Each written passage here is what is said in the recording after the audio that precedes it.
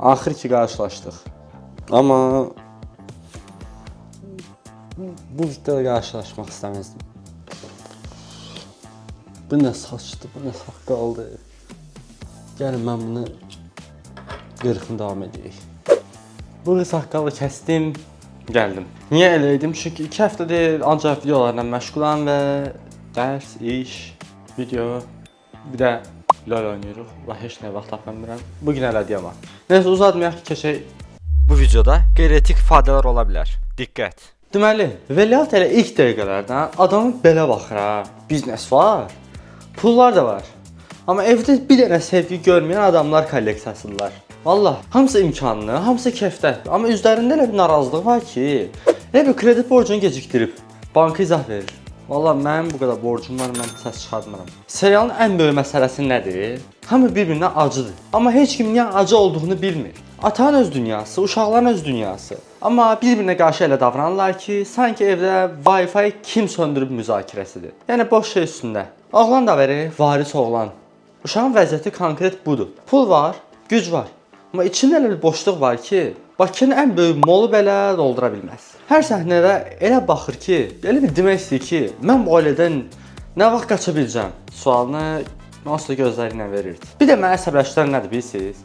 Serialda hamı ciddi olmaq istəyir. Amma hər ciddi səhnənin altında gizli bir komediya yatır. Məsələn, ailə müzakirə eləyir. Biri deyir ki, bizim şirkəti kim idarə eləyəcək? Hamı da ağıllı baxır. Daş kimi baxırlar. Elə bir iş tapmağa gedir vibe'ıdır. Bu nədir? Evin içi kabinet kimidir. Gülmək istəyən də qorxur, birdən atasından söz eşidər. Serialın tempi də maraqlıdır. Biri əsəbləşir, biri küsür. O bir evdən çıxır, bu telefona baxır. Yəni ailə dramını 5 dəqiqəyə 12 dəfə yaşayırlar.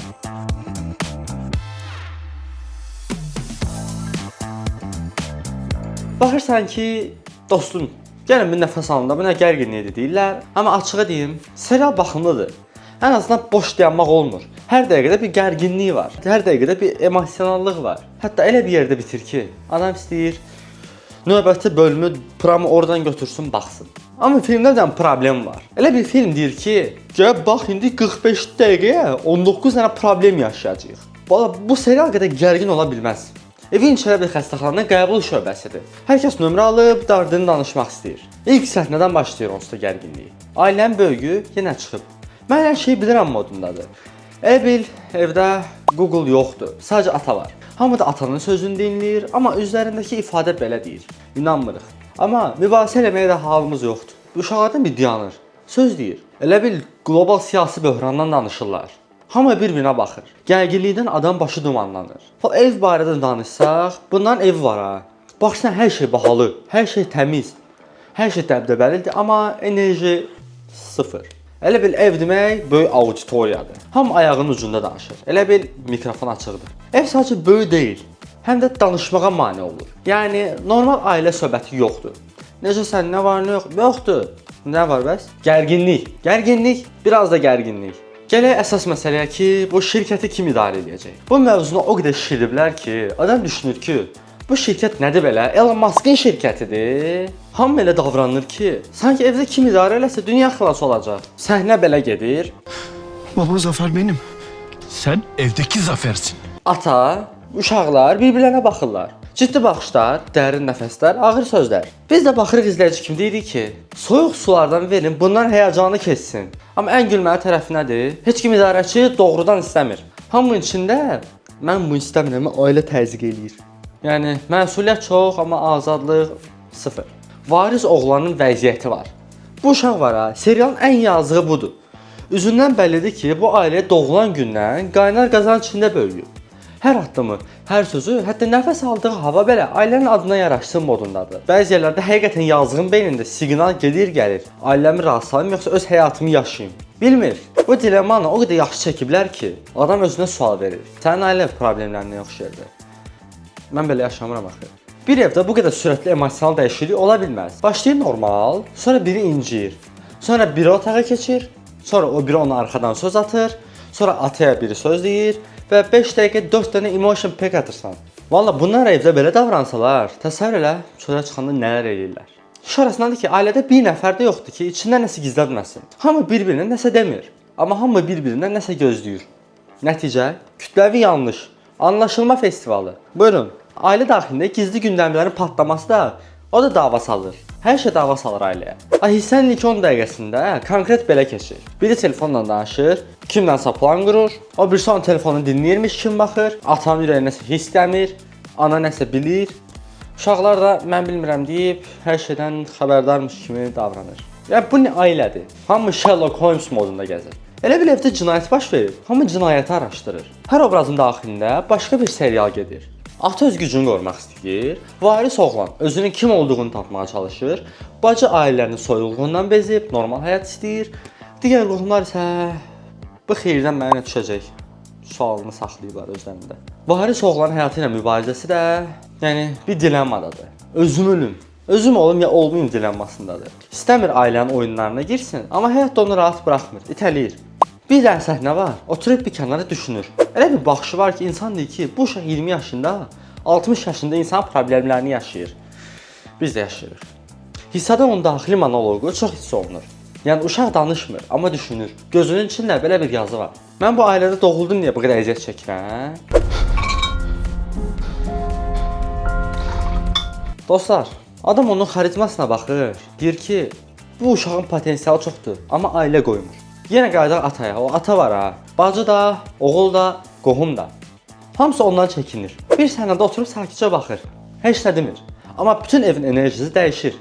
Deyir ki, yenə səhv eləsəz, hamımızı bir-biri çıxardacağam oyundan. Valla bizə də zər versələr biz də oynayardıq. Adamın özündə belə bir aura var ki, hörmət var, qorxu var, amma sevgi sıfırdır. Ailə içində loyallıq problemi yaşayır. Yəni qısacası ailə içində heç kimə tam güvənmir. Hamı özünü düşünür, sonra ailəni. Hər kəs öz gələcəyini planlaşdırır, sonra şirkəti. Hamı da qorxur ki, kimsə ondan əvvəl hərəkət eləyəcək deyə çatdırmazlar bunlar. Bir dənə də səhnə var, hamı masanın arxasında oturub, sanki normal söhbət olmalıdır, amma yox. Çünki bu normal ailə deyil. Hamı gözünün ucu ilə bir-birini süzür. Baxışları gedir ki, adam 10 saniyə 8 dənə gizli plan görür. Bu nəyə baxdı? Bu niyə belə dedi? Bu nəyə işarə eləyir? Elə bir şifrəli danışırlar. Hamı da şifri öz bildiyi kimi açır. Bu isə artıq psixoloji müharibədir. İnsan baxa-baxa yorulur. Hər obrazın içində bir yük, bir gərginlik, bir baskı var. Serial konkret olaraq deyir ki, biz bu evdə xoşbəxtlik görməmişik. Hər addımda parçalana biləcək bir ailə görürsən. Hər sözdən sonra dava çıxacaq kimi. Hər səhnədə belə bir vibe verir ki, kim kimə sataşacaq, kim kimi qıcıqlandıracaq. Artıq ailənin sadəcə davalı olmadığını yox, həm də psixoloji olaraq dağıldığını görürük. Niyə? Çünki ailə bir-birinin içində bir-birini yeyir, amma bayırdan da yeyənlər var. Artıq gərginlik səviyyəsi xeyli qalxır. Yəni artıq ortasındayıq, vəziyyət də qızışır. Valla burada olan böyüklər var ha. Vəliahdlıq məsələsini danışmaq əvəzinə elə bil qonşu gəlinin kimlə mesajlaşdığı mövzusunu müzakirə edirlər. Bizim qonşular yəni bu qədər danışmır da. Bir dənə plan qura bilmirlər. Bu tox kimə qalsın? Vallah. O deyir ki, vallah bilmirəm görək kimə qalacaq. Yəni oranı idarə edənlər elə bil Among Us oynayır. Kimsə kimsə arxasıca gedir, kimsə üstünə atır, hamı bir-birindən şübhələnir. Serialda casusluq var.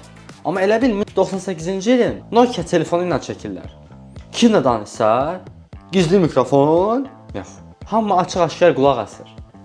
Hətta bir dənə səhnə var. Adam qapının arxasına qulaq asır. Səs o qədər ucadı ki, elə bil hamı qulaqlaşmaq üçün yan-yana yığılıb orada. Valla belə görürəm ki, ailədə hamının psixoloji problemi var, amma heç biri qəbul eləmir. Biri paranoiddir, o birisi egoistdir, bir başqası özünü peyğəmbər hesab eləyir. Əstəğfurullah. Qalanlar da ancaq pul, güc, intriqa dalındadılar. Serialın yekununa gələk. Səs vermə sistemini düşünün. Amma orada səs verənlər kör, kar, bir də qulağı pultun altında qalmış adamlar olsun. Buna baxmayaraq, hamısı özünü prioritetli biri salır. Amma serialın güclü tərəfi də var. Atmosfer, gərginlik, oyunlar, intriqa. Zəif tərəfi isə uzadılmış dialoqlar, məntiqi boşluqlar, xəyanətlərin çox olması. Bir də hər kəsin özünü dahi sanması. Amma yenə də baxılır belə. Çünki qarışıqlıq, intriqa, dram, hamısı insanı cəlb edən şeydir. Üstə gəl, bir də mən bunu komediya ilə analiz eləyəndə dadından yenilir.